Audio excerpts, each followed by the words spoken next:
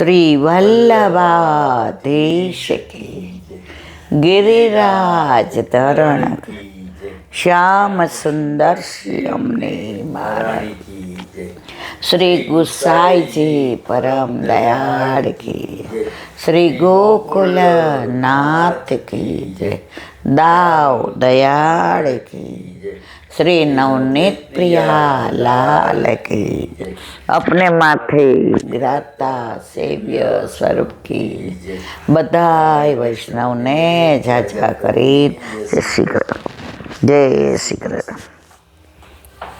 ઉત્તરાયણ વાસી ઉત્તરાયણ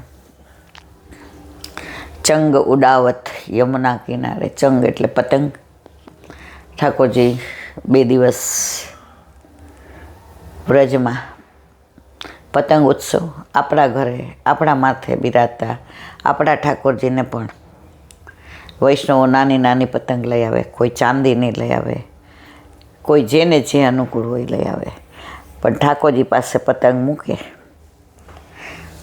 ચીકી છે, ગઈકાલે તીખો ખીચડો, મોળો આપણે ગળ્યો ખીચડો, ભોગ સંક્રાંતિ, 3 સંક્રાંતિ, મેષ ઘન સંક્રાંતિ અને મકર સંક્રાંતિ. સૂર્યનારાયણ મકરમાં રાશિમાં આવે,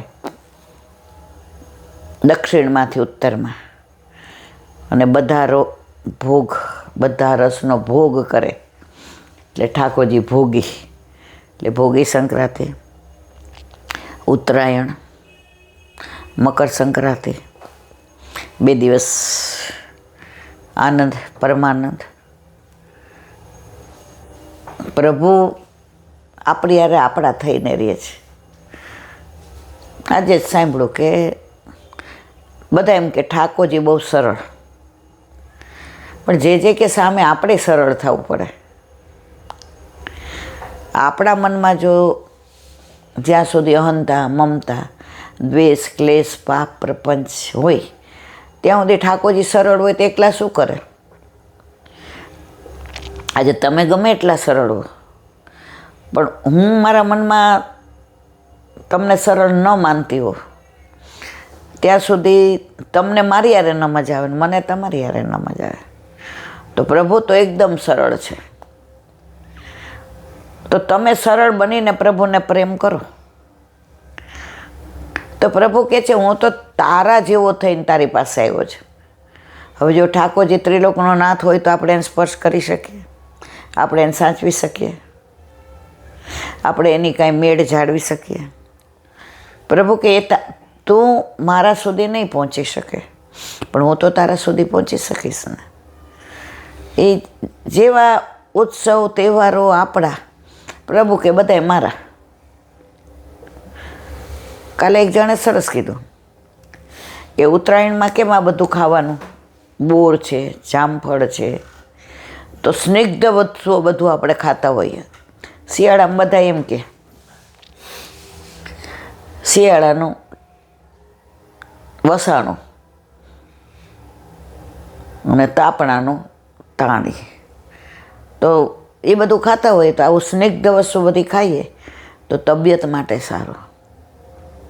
અને કેમ પતંગ ધાબે ઉડાડવાની, કેમ નીચે નહીં? તો સૂર્યનારાયણ દક્ષિણ દિશામાંથી ઉત્તર દિશામાં આવે, મકર રાશિ, એટલા કોમળ કિરણો હોય તો તમે ધાબે જાઓ, એ કોમળ કિરણો તમારે જો ઊંચું જ જોવું પડે. પતંગ તમે નીચી દ્રષ્ટિ કરીને કે નીચું જોઈને પતંગ ન ઉડાડી શકો, તમારે ઊંચું જ જોવું પડે. એટલે તમારી આંખો એ કિરણોને એબ્સોર્બ કરે. એટલે પહેલાંના જમાનામાં જો કોઈને મોતિયા નહોતા આવતા, કેમ? આ બધું આયુર્વેદિક રીતે જ કરતા હતા. શિયાળો હોય બધા ધાબે જાય અને બહાર ચોકની અંદર તડકો આવતો. પહેલાં ક્યાં ફ્લેટ હતા? આ ફ્લેટ તો આપણે અહીં અમદાવાદમાં આવીને જોયા. રાજકોટમાં 50 વર્ષ પહેલાં આપણે હતા ત્યારે કંઈ ફ્લેટ નહોતા. તો તમે બહાર બેસો એટલે વિટામિન સી મળી જાય. તો પહેલાંના માણસો ક્યાં વિટામિન સીની ગોળીઓ લેતા હતા? કોઈને ગોઠણની તકલીફ હતી? રહેવાનું, જીવવાનું, ખાવાનું, પીવાનું બધું સંસ્કૃતિ પ્રમાણે હતું. એટલે જ કોઈકે કહ્યું છે કે આપણે ખાઈએ છીએ એ પ્રકૃતિ છે કે જીવવા માટે. આપણે ખાઈએ એ પ્રકૃતિ છે જીવવા માટે. વેચીને ખાઈએ એ સંસ્કૃતિ છે. એક રોટલો હોય ને 4 જણા ભેગા થઈ ગયા, કાંઈ વાંધો નહીં, હાલો બટકું ખાઈને પાણી પી લેશું. ચારેય વેચીને ખાઈએ આ સંસ્કૃતિ છે. અને લૂંટીને કોકનું ખાઈએ, લઈ લઈએ એ વિકૃતિ છે. રહીએ છીએ ભારતમાં, ભારતીય છીએ, તો આપણે નક્કી કરવાનું કે આપણે વિકૃતિથી જીવવું છે, સંસ્કૃતિથી જીવવું છે કે પ્રકૃતિથી જીવવું છે. આપણા તહેવારો, આપણા ઉત્સવ આપણને કાંઈક ને કાંઈક બોધ પાઠ આપે છે. આપણે બધાને એન્જોય કરવું છે, કારણ નથી જાણતા. અત્યારે કેમ બધાને મોતી આવે છે? સવારના પોરમાં બધા એ ચશ્મા ચડાવશે, ગોગલ્સ, અને પતંગ ઉડાડશે. ઓલા કોમળ કિરણો જે દક્ષિણમાંથી સૂર્ય ઉત્તરમાં જાય અને મકર રાશિમાંથી પ્રવેશ કરે, એ કિરણો એટલા કોમળ ને એટલા પાવરફુલ હોય કે તમારી આંખ જો એને એક્સેપ્ટ કરી લે તો કોઈ દી ચશ્માય ન આવે અને કોઈ દિવસ મોતીઓય ન આવે. આ તો સવારના પૂરમાં ચશ્મા પહેરી, હા 11-12 વાગે એકદમ તડકો જેને કહેવાય ને સહન ન થાય એવો વાઘ એવો થાય ત્યારે પહેરો, કોઈ ના નથી પાડતો. પણ આપણે બધાની અંદર અવરોધ ઊભો કરીએ છીએ. જે કુદરત આપે છે એ લેવાના બદલે રોકી રાખીએ છીએ.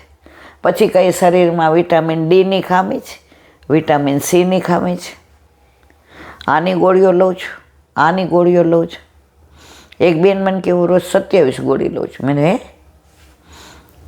એ કે 4 બીપીની, પછી 3 ડાયાબિટીસની, પછી થાઇરોઇડની, પછી લોહી પતલું થવાની, પછી મલ્ટીવિટામિન, પછી મેં કીધું મને ન ગણાવો બાપા, મારે નથી સાંભળવું. પણ આ બધી ગોળીઓ કેમ લેવી પડે છે? બેઠાડું જિંદગી. એ કે વહેલા બેન થાય નહીં એટલે આખા દીનું માણસ છે અને મારા જ છે. પછી પગની તકલીફ થઈ જાય. અમે કાંઈ ઓછા નથી. હવે આ પહેલાં કરતા હતા, જોબ કરતા, ત્યારે એટલું આપણાથી અત્યારે થાય નહીં. થાય તો ખરું પણ આપણે કરવું નથી. તો દરેક ઉત્સવને તહેવાર કંઈક ને કંઈક આપણને સંદેશ આપીને જાય છે, પણ આપણે એ પ્રમાણે કરતા નથી. આજે દિવાળી આવે તો આપણે કેવી બધી મીઠાઈઓ બનાવીએ, વ્યંજન બનાવીએ. પહેલાં તો એકબીજાને ઘરે જતા, સંબંધને ગાઢ બનાવતા હતા. હવે બધા બહારગામ વયા જાય. હવે ઘરે કોઈ આવે તો એ કહે કે નહીં સ્વીટ નહીં હો, હેલ્થ કોન્શિયસ. એટલે આપણે બધાને અવરોધો ઊભા કરી દીધા છે. હવે એક નાની વાત, રાધાજી બરસાના મારી, ઠાકોરજી નંદગાંવ મારી. ઠાકોરજી મળીને જાય કે સાંકડી ખોરમાં ગોપીઓ સાથે દાન લીલા કરે કે જૂંટ ઝપટ કરે, કરહલામાં કે ગુલાબકુંડ પર હોળી ખેલ કરે. રોજ કાંઈક ને કાંઈક ઉત્સવ હોય જ વ્રજમાં. કે વૃંદાવનમાં કે ચંદ્ર સરોવર પર રાસલીલા કરે, કે ગોકુળમાં માખણ ચોરી લીલા કરે, કે ગોપીઓને યમુના કિનારે જળ ભરવા જાય ત્યાં થોડા પજવે. એટલે આખો દિવસ ઠાકોરજી લગભગ ગોપીઓની સાથે હોય અને ગોપીઓ પણ એવા જ બાના શોધે કે શું કરું તો પ્રભુના દર્શન થઈ જાય. જ્યાં જ્યાં જાઉં ત્યાં મારી પાછળ પાછળ આવે, વગર બોલાવ્યો મને બેડલા ચડાવે. ગોપીઓને જ પ્રભુને મળવામાં રસ હતો એવું નહોતું મારા વાલા. એનાથી વધુ રસ ઠાકોરજીને ગોપીઓ સાથે હતો. માં ગમે એવું ફોસલાવે, ઘરમાં રહે, ઠંડી છે, બહાર જા નહીં, તારા શ્રીઅંગનું ધ્યાન રાખ. ઠાકોરજી ઠેકીને ગૌશાળામાં જાય, માને એમ કે ગૌશાળામાં જ નીકળી ગયા હોય યમુના કિનારે. ગોપીઓ કે લાલા આજ તો સવારનો નહોતો આવ્યો. માં આવવા દે તો આવું ને. 12 દેખું તો વાલો 12 વર્ષનો, ઘરમાં દેખું તો વાલો ઝૂલે પલના, યશોદા મૈયા તેરો લલના. ગોપીઓ ફરિયાદ કરે છે કે માં, અમે સ્નાન કરતા હોય ને તો અમારે પીઠ ચોળવા આવે કે લાવો હરખી પીઠ ચોળી દઉં, કાળી કાળી થઈ ગઈ છે. અને કંઈ શરમ છે? આ શરમા તો નથી. અમે તો વવારું કહેવાય માં, આવું કરાય ના છોડ કે ફરિયાદ કરીએ છીએ. માં કે હા વાલી નીકળ્યું છો.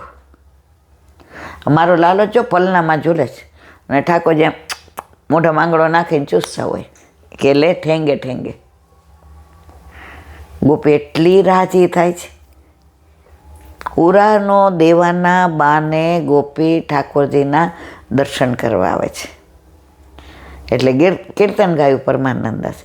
12 દેખો તો વાલો 12 વરસનો, અંદર દેખો તો વાલો ઝૂલે પલના, ઝૂલે ઝૂલે રે યશોદા મૈયા તેરો લલના, તેરો લલના મૈયા ઝૂલે પલના, ઝૂલે ઝૂલે રે યશોદા મૈયા તેરો લલના.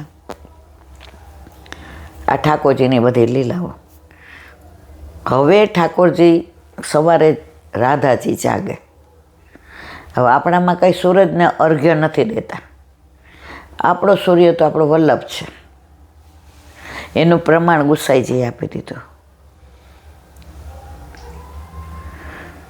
સર્વોત્તમ સ્તોત્રમાં 108 નામ વલ્લભના ગુસાઈજીએ. એવી જ રીતે નામરત્ન સ્તોત્રમાં રઘુનાથજીએ 108 નામ ગુસાઈજીના. જેટલું સર્વોત્તમ સ્તોત્ર કરીએ છીએ એટલું નામરત્ન સ્તોત્ર. પણ આપણે બધા સંસારમાં રહીએ, થાય એટલું કરવાનું.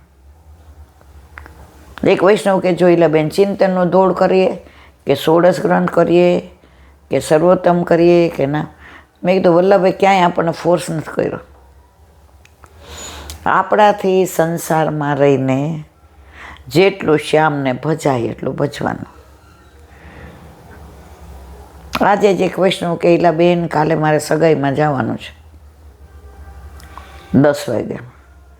તો ઠાકોરજીને કાલે બોલો મારે વહેલું પહોંચી રહ્યું. મારા ઠાકોરજીને તો 12 વાગે જ ખાવું બે ગમે. આમ એવા ભોળાને એટલું સરસ બોલતા, 12 વાગે જ ખાવું ગમે. એટલે મેં તો હા અરોગવું ગમે, હા એ કે અરોગવું ગમે. હવે રોજ એ 12 વાગે અરોગતા હોય ને કાલ મારે 9 વાગ્યા મેં રાજભોગ ધરાવી દેવો પડે. હવે ન જાઉં તો મારા મિસ્ટર તો કોરોનામાં એક્સપાયર થઈ ગયા છે. મારી ઉંમર નાની જ 50 વર્ષ. હવે જો હું સાસરીમાં સંપીને ન રહું તો સાસરીવાળા એમ કે ભક્તાણી થઈ ગઈ છે. અને તમે એવું મને શીખવાડો છો કે સંસારમાં રહીને શ્યામને ભજાય. તો કાલે મારો જીવ બળી જશે. એ મારા ઠાકોરજીને 8:30 તો કલેવું આવે. પછી હું સામગ્રી કરું, પછી એને સ્નાન ને શ્રૃંગાર કરાવું, પછી 12 વાગે રાજભોગ આવે. હવે કાલે 9 વાગ્યામાં આવી જાય. એટલે હું હસી મેં મારા ઘરે પતરાવી. એ કે એ પાછી ઉપાધિ શીલાબેન. મેં તો હું ઉપાધિ છે? એ કે એવાયો મારો. એટલે પાછી હું ન બનાવું તો એને કોઈના ઘર. મેં તો ઓ માં જો ભલે હમણાં 6 મહિનાથી જ પુષ્ટ કરાવ્યા છે અને 6 મહિનામાં તો સખડી ધરવા માંડ્યા. ઘણાય ટેન્શન કરે કે અમારે ફ્લેટ 1 રૂમ રસોડાનો કે 2 રૂમ રસોડા, એમાં અમે કેવી રીતે જુદો ભંડારો અને જુદું. મારા વાલા બાળકો અત્યારે એટલા કૃપાળુ છે. એક બેને મને વોટ્સએપમાં પ્રશ્ન પૂછ્યો હતો કે મારે સખડી ધરાવી છે પણ મારો જુદો ભંડારો. આપણે સર્વસ્વ સમર્પણ કરી દીધું. બધું ઠાકોરજીનું જ છે. આ ઘર જ ઠાકોરજીનું. પણ તમે શું જુદા રાખશો? અને અત્યારે શહેરમાં કેવું છે, કોઈ 1 રૂમ રસોડામાં રહેતું હોય, કોઈ 2 રૂમ રસોડાના ફ્લેટમાં રહેતું હોય. બધાને તો કાંઈ 10-10 રૂમના બંગલા હોય નહીં. આપણે બધાય મધ્યમ કુટુંબના છીએ. એટલે આપણે બધા આપણી રીતે રહેવાનું હોય. તમારે તમે જે બનાવો એ ધરો. યથા દેહે તથા દેવે. અને માનો કે ફ્રીજ એક છે તો ઉપર તમે પ્રસાદીનું ખાનું રાખો. અને નીચે 3 કે 2 ખાના જે તમારે હોય એ સામગ્રીના રાખો. ઠાકોરજી કહેતા જ નથી કે તું જુદું જુદું બધું કર. શું કામ મૂંઝાવશે? એ બિચારા કે સખડી ધરવાનું મન થયું, પણ હવે જરાય મૂંઝાવાનું નહીં.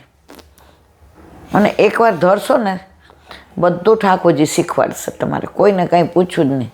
અને જો 50 જણને પૂછશો ને તો 70 ડૉક્ટર હોય ને તમારે કેસ બગાડી નાખે. બધાય જુદું જુદું કહે.